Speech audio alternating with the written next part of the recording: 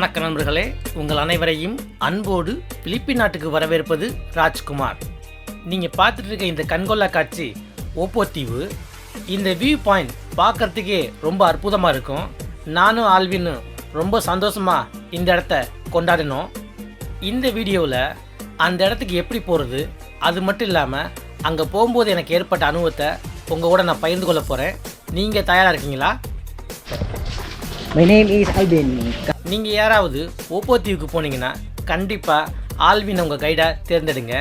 ஏன்னா அவன் ஒரு நல்ல ஃபோட்டோகிராஃபர், வீடியோகிராஃபர், அது மட்டும் இல்லாமல் ரொம்ப ஃப்ரெண்ட்லியாக பழகுவான். ஸ்னோர்க்கலிங் போகும்போது அவன் ரொம்ப கண்டிப்பாக தேவைப்படுவான். நீங்கள் போன வீடியோவில் பார்த்த அந்த கடலாமை வீடியோ எல்லாம் இந்த ஆல்வின் தான் எனக்கு எடுத்து கொடுத்தாரு. இவர் ரொம்பவே உதவியாக இருப்பார். நம்மளோட எலக்ட்ரானிக்ஸ் கேஜெட்லாம் இவருக்கு பயன்படுத்த தெரியும். அது ரொம்பவும் முக்கியம். We are just crossing the elementary school. So Alvin taking care of me for the trip here right now. Room for rent. 500 pesos only? Yes. Really? Yes. 500 pesos? எனக்கு இந்த தீவில் 600 ரூபாய்க்கு ரூமு வாடகை கிடைக்கும் அப்படின்னு தெரிஞ்ச உடனே மனசில் ரொம்ப சங்கடமும் வருத்தமும். ஏன்னா போன வீடியோ பார்த்தீங்கன்னா நேற்று 2500 கொடுத்து ஒரு ரூமில் தங்கியிருந்திருப்பேன். அதை நினச்சி பார்க்கும்போது என் மனசில் ரொம்பவே வருத்தம், சங்கடம். தேவையில்லாமல் அவ்வளோ காசு அங்கே செலவழிச்சிட்டேன். Hi, hello, how are you? Hello.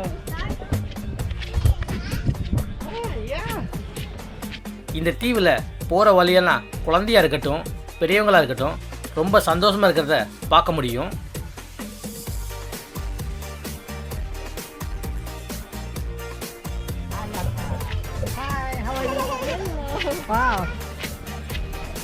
இங்கேருந்து வியூ பாயிண்ட்டுக்கு 600 மீட்டர் நடந்து போகணும். முதல்ல 200 மீட்ரு நல்ல சமமான பாதையில் நடந்து போக முடியும். அடுத்த 400 மீட்ரு மேலே கரண்ட் மோடாக மலை மேலே ஏற வேண்டியிருக்கும். இங்கே உங்களுக்கு பார்த்தாலே தெரியும், 3 பேர் ஏற்கனவே வியூ பாயிண்ட்டை பார்த்துட்டு நடந்து வந்துட்டுருக்காங்க. இப்போ இங்கேருந்து மலையில் ஏறுறது தொடங்குது. இங்கேருந்து வியூ பாயிண்ட் 400 மீட்டர் தூரத்தில் ஏற்ற இறக்கத்தில் நம்ம இனிமேல் நடந்து போக வேண்டியிருக்கும். மொதல் 100 மீட்டர் செங்குத்தாக ஏறுற மாதிரி கொஞ்சம் கஷ்டமாகவே இருக்கும். ஆனால் ஆல்வின் ரொம்ப சீக்கிரமாக ஏறி போயிட்டான். ஏன்னா அவன் இந்த தீவுக்காரன், அவனுக்கு ஏறி பழக்கம். எனக்கு கொஞ்சம் கஷ்டமாகவே இருந்துச்சு. எது எப்படி இருந்தாலும் மொதல் 100 மீட்டருக்கு கைப்பிடிச்சி ஏறுறதுக்கு சைடில் சப்போர்ட்டிங்காக காங்கிரீட்டில் வேலி போட்டு வச்சுருக்காங்க. அதை பிடிச்சி நம்ம ஏறிக்கலாம். இப்போ நம்ம முதல் வியூ பாயிண்ட் வந்துட்டோம். இந்த வியூ பாயிண்ட் ரொம்ப சின்னதாக இருக்கும். நம்ம பார்க்க வந்த வியூ பாயிண்ட் இது கிடையாது. நிறைய பேர் இந்த முதல் வியூ பாயிண்ட்டை பார்த்துட்டு இதுதான் வியூ பாயிண்ட் நினச்சிட்டு திரும்பி போயிருக்காங்க. அந்த மாதிரி நம்ம போகாமல் 2 வியூ பாயிண்ட்டுக்கு நம்ம இன்றைக்கி போகிறோம். முதல் வியூ பாயிண்ட்டுக்கு 2வது வியூ பாயிண்ட்டுக்கும் 200 மீட்டர் தூரம் இருக்குது. அதனால் நீங்கள் அந்த கடைசி வியூ பாயிண்ட்டை பார்க்குறது தான் ரொம்ப சூப்பராக இருக்கும். அதை ஞாபகத்தில் வச்சுக்கோங்க. இப்போ நம்ம அந்த முதல் வியூ பாயிண்ட்டுக்கு வந்துட்டோம்.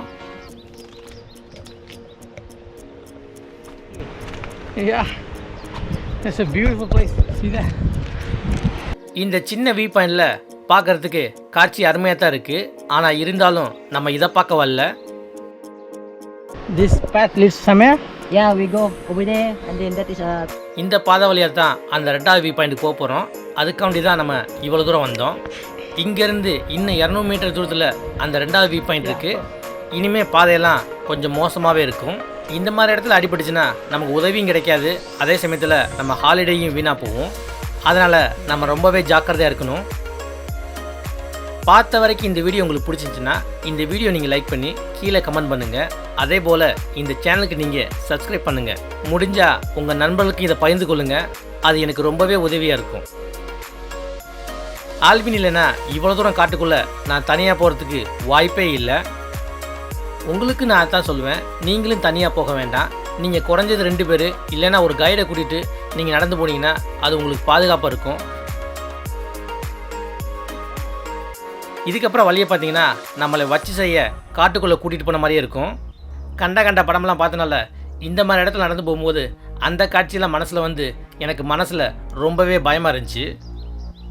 என்ன பண்ணுறது, 3 பிளேனை பிடிச்சி இந்த தீவுக்கு வந்ததுக்கப்புறம் இந்த காட்சி தளத்தை பார்க்கலன்னா வந்த ட்ரிப்பே வேஸ்ட்டாக போயிடும்.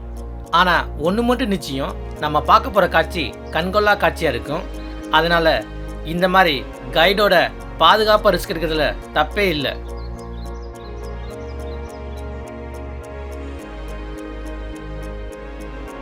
கீழேருந்து இந்த வியூ பாயிண்ட் வரதுக்கு 20 நிமிஷம் ஆச்சு. முதல் 5 நிமிஷம் ரொம்பவே கஷ்டம். அதுக்கப்புறம் ஓரளவுக்கு சமாளிச்சிடலாம். அலையோட சத்தமெல்லாம் காது கேட்குது. அதனால் நம்ம பக்கத்தில் வந்துட்டோம் அப்படிங்கிறது உறுதியாயிருச்சு.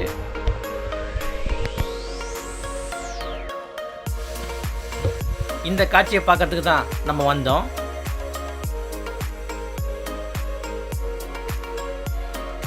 இங்கேருந்து பார்க்குறதுக்கு ரொம்பவே அற்புதமாக இருக்குது.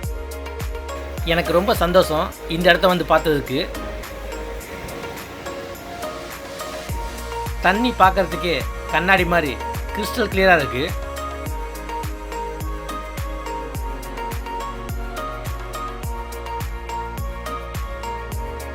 ஸ்னோக்லிங் பண்ணுறதுக்காண்டி இங்கே 2-3 போட்டை நிப்பாட்டியிருக்காங்க. அருமையாக பார்க்கலாம் இங்கே ஸ்னோக்லிங். போன வீடியோ பார்த்துருந்தீங்கன்னா உங்களுக்கு தெரிஞ்சிருக்கும். கடற்கரையில் அவ்வளோ அற்புதமான பவளப்பாறைகள் இருக்குது.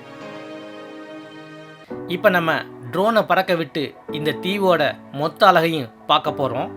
நான் என் ட்ரோனை பறக்க விட்டப்ப சூரிய வெளிச்சம் சூப்பராக இருந்தனால நான் எடுத்த வீடியோவும் அருமையாகவே வந்துருந்துச்சு. இப்போ பார்த்தீங்கன்னா தெரியும், இந்த மலை வழியாக தான் நம்ம நடந்து வந்திருக்கோம். வந்த வழியை உங்களால் பார்க்க முடியாது, ஏன்னா காடு அந்தளவுக்கு அடர்த்தியாக இருக்குது. இந்த வியூ பாயிண்ட்லேருந்து ஏறக்குறைய இந்த தீவோட 360 டிகிரி வியூவை பார்க்க முடியும். ஒன்று மட்டும் நிச்சயம், இந்த தீவில் என் ட்ரோனை பறக்க விடும்போது காற்று ரொம்ப அடிச்சிச்சு. அதனால் காற்றோட்டம் அதிகமாக இருந்தனால என் ட்ரோன் பறக்கும்போது அது பேலன்ஸ் பண்ண முடியாமல் தவிக்கிறத இந்த வீடியோவில் நீங்கள் பார்க்க முடியும். அதனாலேயே என் ட்ரோனை நான் ரொம்ப தூரம் பறக்க விடலை. ஏன்னா ட்ரோன் போயிடுச்சுன்னா எல்லா வீடியோவும் அதோடு சேர்ந்து போயிடும், உங்களுக்கு காமிக்கவும் முடியாது. அதே சமயத்தில் பொருள் சேதாரமும் அதிகம். அதனால் என் ட்ரோனை அதிக தூரம் பறக்க விடாமல் பக்கத்திலே பறக்க விட்டு என்னால் முடிஞ்ச அளவுக்கு வீடியோ எடுத்தேன். இன்னொரு விஷயம், இந்த வியூ பாயிண்ட் நீங்கள் வரலைன்னா தீவோட ஒரு பகுதியை தான் பார்த்துருக்கீங்க, மறுபகுதியை பார்க்கலன்னு தான் அர்த்தம். அதனால் இந்த தீவுக்கு வந்தீங்கன்னா தீவுக்கு முன்னாடி மட்டும் நீங்கள் சுற்றி பார்க்காம இந்த வியூ பாயிண்ட்டுக்கு வந்து தீவோட இந்த பக்கத்தோட அழகையும் நீங்கள் வந்து பாருங்கள். இதை நீங்கள் ஞாபகத்தில் வச்சுக்கோங்க. இந்த தீவோட அழகை வார்த்தையில் சொல்லி புரிய வைக்க முடியாது. அதனால தான் உங்களுக்கு இந்த மாதிரி விஷுவலாக வீடியோவில் காமிக்கிறேன். நீங்களே பார்த்து தெரிஞ்சுக்குங்க. உங்களுக்கு நான் என்ன சொல்ல விரும்புகிறேன்னா, இந்த வியூ பாயிண்ட்லேருந்து சூரிய உதயமாக இருக்கட்டும், சூரிய அஸ்தமமாக இருக்கட்டும், இது ரெண்டில் நீங்கள் எதை பார்த்தாலும் ரொம்பவே அற்புதமாக இருக்கும். அதை கொஞ்சம் மனசில் கற்பனை பண்ணி பாருங்கள். இந்த மாதிரி இயற்கையான அழகு உள்ள இந்த வியூ பாயிண்ட்டுக்கு போகும்போது உங்கள் குப்பையெல்லாம் அங்கே போய் போடாதீங்க. முடிஞ்ச வரைக்கும் நம்மளால் அந்த இயற்கைக்கும் சுற்றுச்சூழலுக்கும் எந்தவித பங்கம் இல்லாமல் அந்த இடத்த எப்படி போய் பார்த்தோமோ அதே மாதிரி எந்தவித குப்பையும் போடாமல் நம்ம திரும்பி வந்துடணும். உங்களுக்கு நான் என்ன சொல்ல வரேன்னா, தூமக்கட்டி தீவுக்கு நீங்கள் வரும்போது இந்த ஓப்போ தீவுக்கு வாங்க. இந்த ஓப்போ தீவில் தான் கடலாமையில் பார்க்கக்கூடிய ஒரு அற்புதமான ஒரு இடம் இங்கே இருக்குது. வேறு எங்கேயும் இந்த மாதிரி கடலாமைகளை பார்க்குறதுக்கு வாய்ப்பே இல்லை. அதே சமயத்தில் இந்த வியூ பாயிண்ட்டுக்கு வந்து இந்த அற்புதமான கண்கொள்ளா காட்சியை பார்த்து சந்தோஷப்படுங்க, பயன்பெறுங்க. இதை உங்களுக்கு நான் கண்டிப்பாக ரெக்கமெண்ட் பண்ணுறேன். இது வரைக்கும் இந்த வீடியோ பார்த்ததுக்கு ரொம்ப நன்றி. இந்த வீடியோ உங்களுக்கு பிடிச்சிருந்துச்சுன்னா இந்த வீடியோ நீங்கள் லைக் பண்ணி கீழே கமெண்ட் பண்ணுங்கள். அதே போல் இந்த சேனலுக்கு நீங்கள் சப்ஸ்கிரைப் பண்ணுங்கள். முடிஞ்சால் உங்கள் நண்பர்களுக்கு இதை ஷேர் பண்ணுங்கள். அது எனக்கு ரொம்பவே உதவியாக இருக்கும். உங்களை கூடிய சீக்கிரம் நான் இன்னொரு வீடியோவில் பார்ப்போம். ரொம்ப நன்றி.